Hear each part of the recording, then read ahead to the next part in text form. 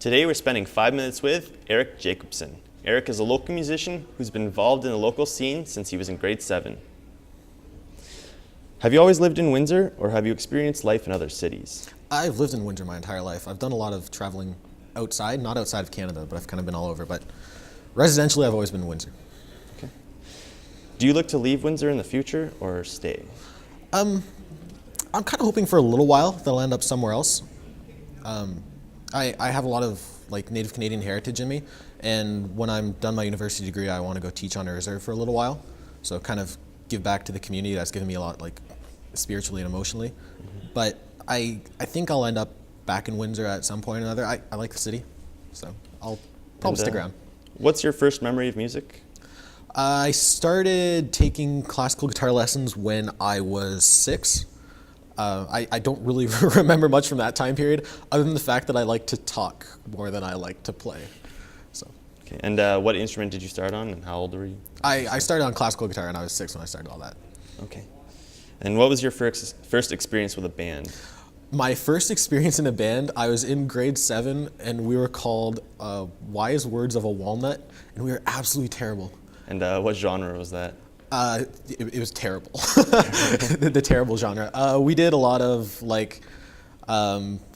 punk rock, really really bad heavy metal. It was just bad.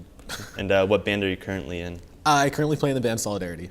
Okay. And how's that experience going so far? It's really neat. It's really unique for me because I've stepped into a kind of atmosphere where the band already had existing material because I'm replacing a former bass player that they had. And it's just cool not being pressured to be the one writing all the music for a change. And now it's, I'm just giving my bit when I can. Mm-hmm. And how has the music scene changed since you first entered it? When I first started playing at out places heavily, there was more places that were more receptive. We used to play at Gino Marcus quite often. They don't do that anymore. Places like the Liquor Box, they're just not around. So that would be a big change. I found that a lot of current venues are geared more towards like a smaller type of market. Mm-hmm. You have places like Fog right across the street there and stuff like that. Places like Green Bean Cafe doing more of acoustic vibe, but it's not mass quantity of people. Well, not mass quantity of people, but I'm getting that. And as for genres, do you think the scene kind of moves in a pack all towards one genre at a time?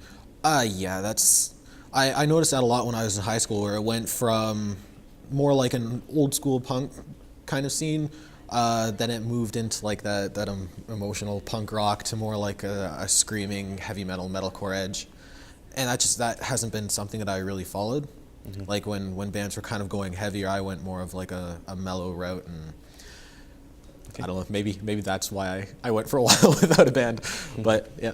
Okay, and who are your main musical role models? Oh man, I guess it would have to be Mike Einziger from the band Incubus.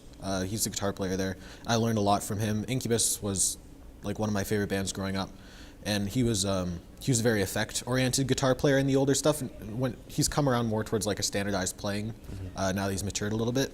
But I've taken a lot of that. Even now that I'm playing bass in Solidarity, I still have a pedal board that exceeds most guitar players. I just have all my gadgets that I have to have on, giving me more of a texture bass, not just standard rock and roll straightforward bass lines. Mm-hmm.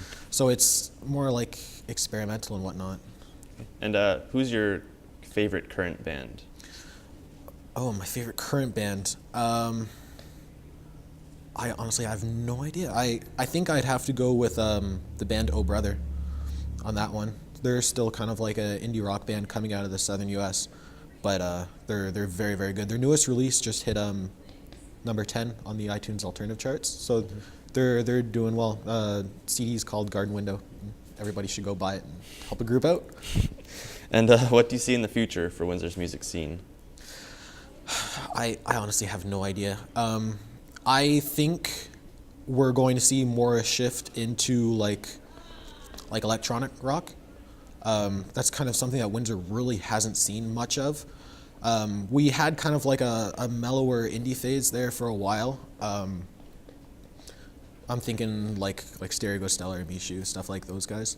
But it seems to me like it has gotten heavier again, and that's the one thing we're kind of missing out on is a fusion between like electronic stuff that DJs are doing mixed in with like a live rock feel. So I don't know if we're talking like stuff like the Killers were doing back when they first came out, or I don't know, but that's kind of where I see it going, something a little bit more experimental.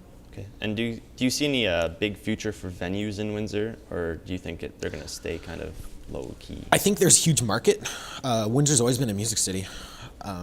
It's just something that no one's really tapping into right now, unfortunately. So if someone were to come in and they were to fill that void, I think they'd have great success, especially seeing as in we're a border city. You can get acts in from the States, you can get local acts in. We're not far from Toronto. It's a good hub, it's just unused.